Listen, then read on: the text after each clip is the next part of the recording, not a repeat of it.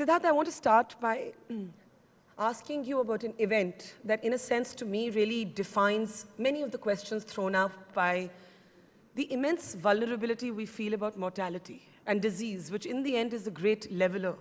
Steve Jobs. You read his biography by Walter Isaacson, and well before Steve ever knows that he's ill, he's actually somebody, when he's not tripping acid, is actually being very careful about how he eats. He's doing fruit and vegetable diets. He's obsessive about his fitness, about his health. And then, in his 50s, this iconic genius man goes just like that, redefining for many of us in that Stanford commencement speech, and you're a Stanford alumni, how we look at life and how we look at death. Great leveler, that story of Steve Jobs. It doesn't matter if you're a genius. It doesn't matter how successful you are. It doesn't even matter how much care you take to look after your health. We just don't understand cancer, do we? Well, Steve Jobs' death was a brutal reminder to me about the extent to which we have failed people like Steve Jobs. By that I mean, here's a man who gave us life-altering technologies.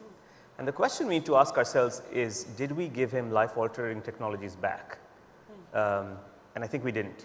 And then the question is, why not? What prevents us today from changing the landscape of cancer? Now, what's interesting to me about Steve Jobs' form of cancer is I would bet you that in a decade's time, if we really put our minds to it, my suspicion is that those variants of cancer, these rare variants of cancer that we begin to understand, probably will be treatable. Not curable, but probably treatable. So it's really a failure of imagination to me, that death is a failure of imagination. Now, the question that you're asking is, how does someone who's so obsessed with their life, with their living, become susceptible? And the answer is because cancer, unlike any other disease, cancer is inbuilt into our genomes. And let that thought sink in, because it's not just a biological thought, it's really a philosophical thought. And that is that the very genes that allow our bodies to grow, our embryos to grow, if you take those genes and you distort them, if you mutate them, you unleash cancer. You can't therefore, it's not a phenomenon therefore that you can untwin from your body. It's very much part of the normal cellular growth process.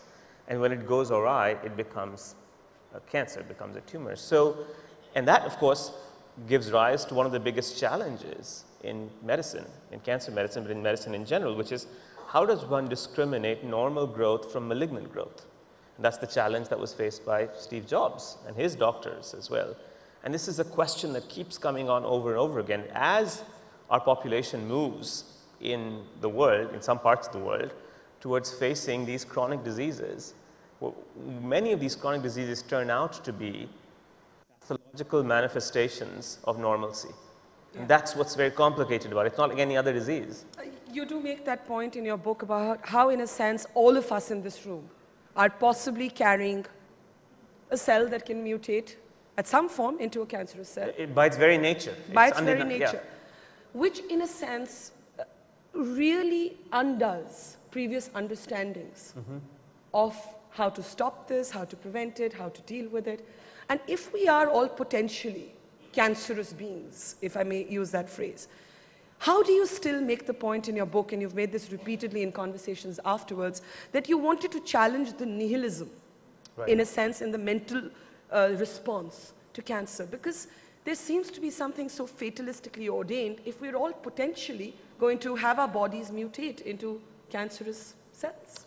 Well, the simplest way to counteract that nihilism is to make the argument that Richard Dole does, the famous epidemiologist who eventually figured out the link between tobacco and lung cancer. Richard Dole says that death in old age is an inevitability. Yeah. It's death in young age that's the problem. That's the new frontier. Let me put some numbers into context which are important.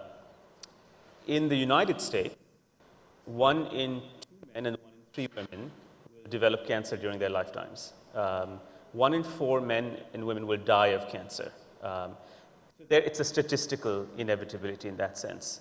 If you just take young men and women dying of cancer, that, let's say the cutoff might be the age 60, you're still at hundreds of thousands of deaths per year. Yeah. So it's actually simple to counteract the nihilism, because you cannot be nihilistic about an illness that is killing literally hundreds of thousands of men and women every year. You have to have some way of understanding this and moving ahead. So I think that's my own personal view against the nihilistic qualities. Your book is many things. You know, it's a medical perspective, but it's also a deeply personal interface between you as an oncologist and your patients. This book was born in a question asked to you by one of your patients who was suffering from an extreme form of abdominal cancer. Please explain this to me. Explain to me, I'm willing to fight, but tell me what I'm fighting. But when I'm hearing you, and I don't mean to be pessimistic this beautiful morning in Goa, what I'm actually hearing is the best that a doctor can do is to say, and you make this point somewhere, you want to live long enough to see your son graduate, I'll help you get there. You want to live long enough to take your mother one last time on that holiday you never took her to, I'll get you there. Beyond that, can't do much. Well, I mean, the question is, what is then beyond that, right? What is the beyond? I mean, our lives are, and I make this point in the book too, our lives are stitched together precisely through these kinds of memories. The question of beyond, of course, extends forever. And the point, I suspect, is not to extend lives and memories, you know, into Methuselah, but rather, in fact, figure out what to do about death in young age, as I call it. You know, there is, of course, Io, the Greek demigoddess, who's cursed to live forever. And Io very famously says that to Perseus, Io says that it is her curse because she watches everyone else decay, but she is decayless. And in fact, it becomes her curse. My point is that, again, lives are stitched together through memory. We remember things, we so in fact, the question of the beyond becomes an abstract question unless it's made into the concrete question of what is now, what happens next, what are you waiting for, what are you trying to do? And I try to address some of these questions in the center of the book. But how do you offer hope, or you don't? Oh, you can, I mean, I think my own sense of hope is negotiable. There are no absolute hopes. My own sense of it is that it is negotiable in the sense that if there are no archetypal human beings, there are no archetypal memories, so why should there be an archetypal hope? People's hopes change.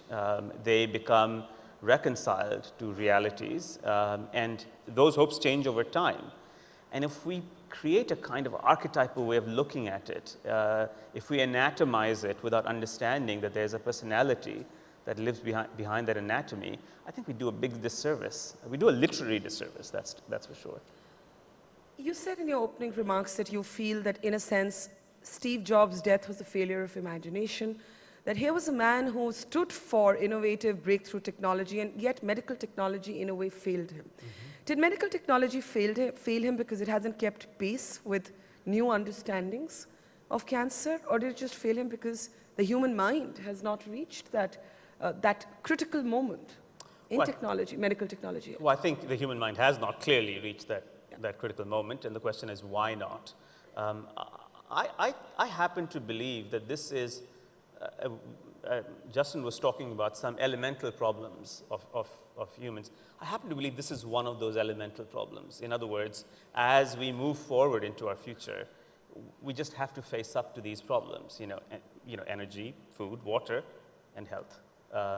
And so my suspicion is that we're far from committing the kind of resources, the kind of resource intensiveness that we need to address these kinds of problems, the kind of problems that affect human health not only globally, but also across, you know, very specific to very specific nations. You know, the termination of life caused by human immunodeficiency viruses in sub-Saharan Africa is obviously has already changed sub-Saharan African history and will do so forever.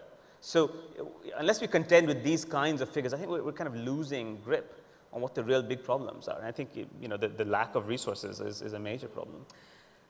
The emperor of all maladies is as much medicine as it is history and literature in many ways. And you go back into history, you're looking for the first recorded incidents of cancer. They may not have been called that. There's this absolutely riveting account of a Persian queen who cuts off her breast, which would be the modern day mastectomy, right? But you make the interesting point that from then to now, actually the response, let's say to breast cancer, hasn't changed. There's still this whispery stigma, embarrassment associated with it. Why is that? Well, for breast cancer in particular, it is not only about the shame of the pathological body, but sexual shame. It's actually the juxtaposition of those two, and we still see it. I recount the story in the book of Fanny Rosenau in 1950, who calls up the New York Times, and she says she's a breast cancer survivor, and she says, I'd like to place an advertisement for a survivors group of women with breast cancer. And there's a long pause, and Rosenau's hanging on the phone saying, well, why is there this long pause? And finally, the society editor of the New York Times gets on, not the health editor, but the society editor, and says, you know, Mr. Rosenau, we can't use the words breast and cancer in the New York Times. What if we said that this was a survivors group of women with diseases of the chest wall? So, so it's literally death by euphemism. And what's interesting is that some of that stigma still survives today. I'll give you a good example of this, a very moving example to me in the midst of a very dense statistical study. It's actually, it reminds us of several themes that we'll pick up in this conversation. About a decade ago, a group of researchers at Harvard became interested in the question whether there's a link between obesity and breast cancer. And as you know, that link epidemiologically has been proven. There is a link between obesity and breast cancer. So it might be reasonable to ask the question whether there's a link between a high-fat diet and breast cancer. It started as a very obviously very clinical epidemiological study. And they collected a cohort of women and asked them with breast cancer and an age-matched cohort of women without breast cancer. And they asked them what their diets were in the preceding 10 years. So they recorded these diets, and the answer was very crystalline, very clear. Women with breast cancer had consumed diets higher in fat. Women without breast cancer, matched, had consumed diets lower in fat. Case closed. But there was a twist. It turns out that these women had also recorded, they had been actually chosen for this reason, they had actually recorded their real diets before the diagnosis of breast cancer 10 years ago. So they went back, unlocked the cabinets, and took those questionnaires out, which were the real diets. And was there a difference? No. So in other words, women with breast cancer had selectively remembered consuming diet. This is in 1997, 47 years after Fanny Rosenau's call to the New York Times. They had selectively remembered diets higher in fat. Now, you could ask why? Because of guilt, right? Because they said to themselves, I must have done something wrong. I must have done something wrong with my body. And what's the big wrong that one does in 1997? You know, it's consuming a bag of potato chips, right?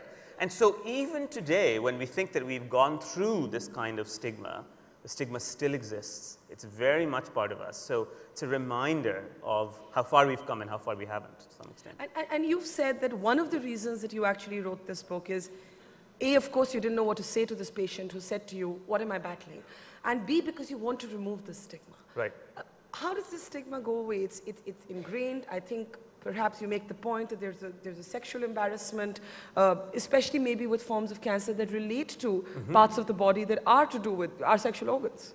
Well, do you find that women respond to that extent differently from men when they have to talk about cancer? Just to give you one example, cervical cancer, which is killing hundreds of thousands of women around the world every year, should largely be an eliminatable disease through vaccination and through education and various other measures. We know that it's linked to a virus. We have vaccines against many strains of the virus. There's a huge debate going on in the United States, even as we speak, whether women should be vaccinated and to some extent whether even men should be vaccinated. In fact, it turns out that if you vaccinate boys, you can actually prevent cervical cancer in women. So, here's another good example. This is 2011. There's a large debate going on, partly fed by religious orthodoxy, about whether we should be vaccinating women for a preventable form of cancer. Seems to me completely absurd, this debate, but it's very much part of the political debate in the United States today. And I think most people, I don't know, wouldn't even know that it is possible to have a preventive vaccine. I mean, I didn't know. Yeah. It was a very personal journey for you, when you wrote this book. I'm curious to know where you walked that line between not becoming a peddler of hope, where hope doesn't exist, but being that person who, as you have said in your own words, is part of another person's life in a hyper-intense, life-changing, quite literally moment of their existence. Do you get emotionally attached?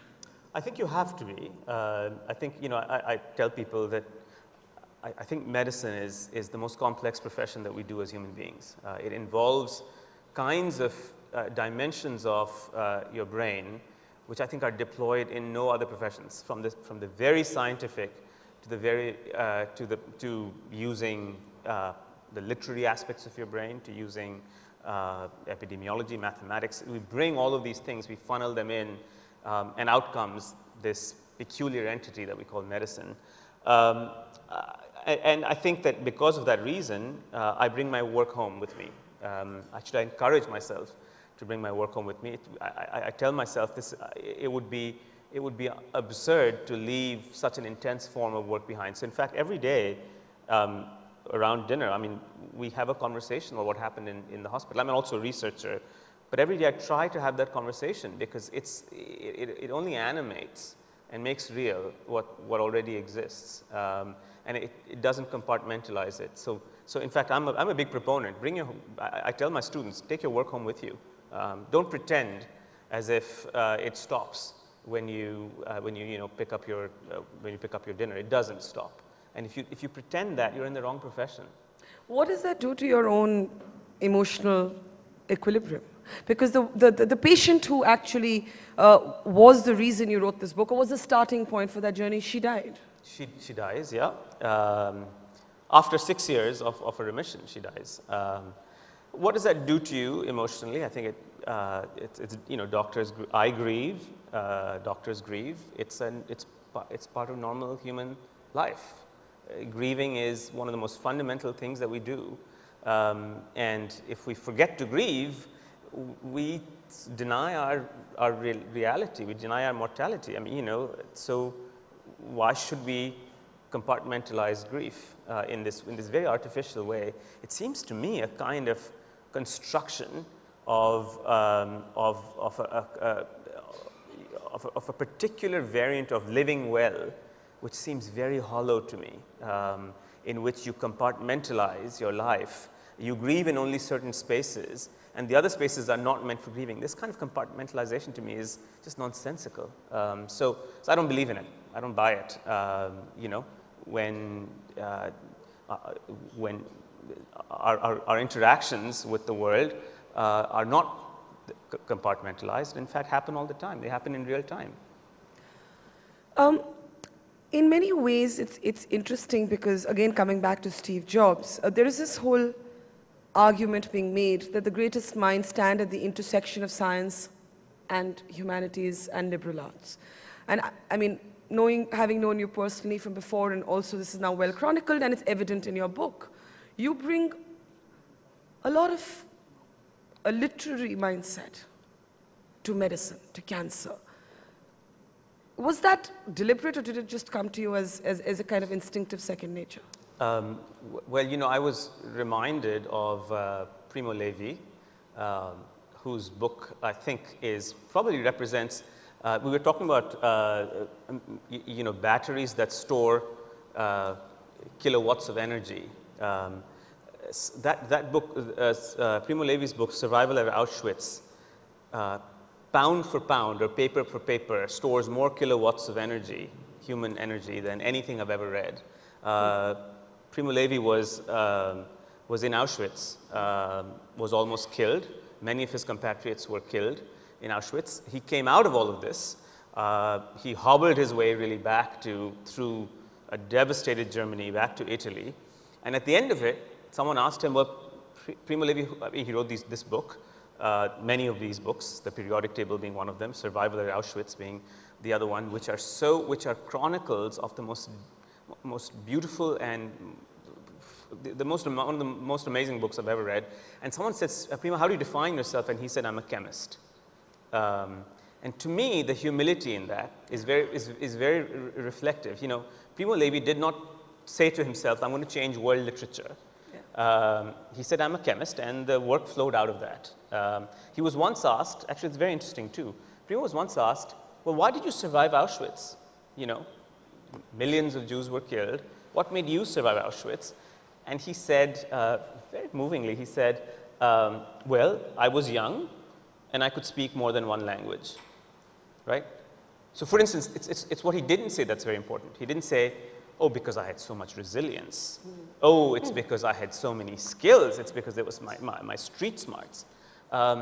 And so he, in some ways, and you know this, Barkha, but in some ways, all of that is stitched into the book, but you never find it. So, you know, was I looking for literary inspiration? I didn't need to find literary inspiration because it was plenty there. Well, as the first warning bell comes, sort of like a metaphor for life and death, I'm just wondering, Steve Jobs sort of made us question our understanding of death and therefore our understanding of life. Has that happened for you as someone who works so closely with people who pretty much within a finite time, well, we all die within a finite time, but maybe this is a kind of accelerated interface with death. Has it changed your understanding of life? Because you said somewhere that in a sense, it's like the debate around cancer strips you naked and then just leaves you with the basics of life. Yes. I mean, how can it not? I mean, I flew across the Atlantic and I was off the grid for 12 hours. I landed, I opened my email, and there were a record of 3 deaths. How can it not change your life? And you know, how has it changed you as a person? I mean, the changes are so deep that to even recount them would become like recounting the entire story of this journey. Just simply speaking, it's obviously a very humbling experience. It's you live that line, and the question is, I mean, how do you then live with fear? We talked a little bit earlier about living with a different kind of fear. This too, the fear of this variant of mortality, is also like the sword of Damocles hanging on your head all the time. And the question is, how do you then live the fulfillment of your life, one's life, through all of this? And my answer is really, it really forces us to reimagine what living is. And what is it? A stitching together of memory, creating a space for oneself that is enriching for others. You know, the kind of things that we take very much for granted become very powerful, and you know, they become immediately powerful when you hear this word. Patients often say that it's like a wake-up call from the other side of life. And to me, having heard this in the voices of others all the time, I certainly sense it myself. So. You said somewhere as we wind down in this conversation that thousands of books had actually been written on cancer before you started writing this one, and yet you felt you couldn't answer the most basic questions of your patients. Do you think we're any closer to answering those questions today? Oh, I think we are, very much so. As I said, just to give you the example of Jobs' case, I mean, I think there's very little doubt to me that we will probably change the landscape in the future. We just have to be clever about doing this. We have to inspire a generation of scientists. You know, the Japanese speak about a lost decade, as you know very well. My biggest fear is that in the midst of the kind of distractions that we have, we're going to face a lost decade of science. And that lost decade of science is going to really impact all of our lives. We kind of forged a lost decade of science. The kind of energy that a 35-year-old has, a 25 or a 35-year-old has, is fundamentally different from the kind of energy that a 45 or 55-year-old has. If we can't give, if you can't empower the 25 or 35-year-old to engage in what I think is one of the most rich conversations we've had as a civilization, the scientific conversation, we're doing them an enormous disservice. And we will pay for that disservice with our lives. Just to give you one number to hang your hats on, the annual budget of the National Cancer Institute in America, and just to use that's just one example, there are other cancer institutes around the world, is $5 billion. The annual budget of the Food and Drug Administration in America is $4 billion.